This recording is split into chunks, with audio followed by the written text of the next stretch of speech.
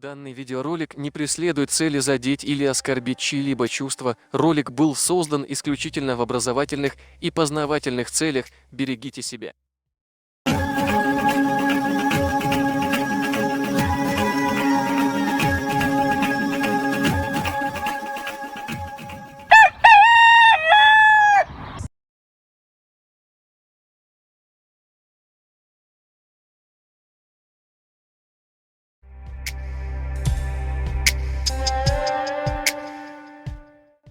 Несдерживание слова по исламу считается одним из признаков лицемера, а по адатам горцев человек, который не ответил за свои слова и вовсе не считается мужчиной.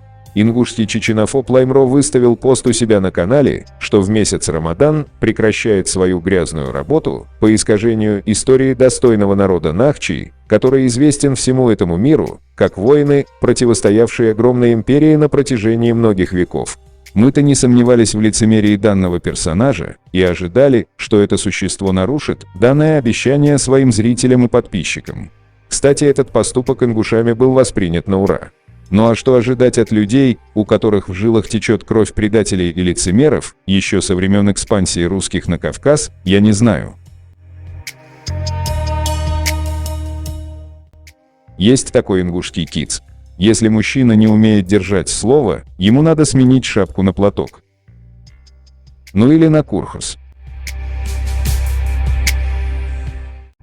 Для тех, кто не в курсе, объясняю. Лаймро 12 апреля выставил пост, где говорил, что в месяц Рамадан не будут выходить ролики на его канале, обосновав это тем, что он в первую очередь мусульманин и что будет очищать душу от грехов.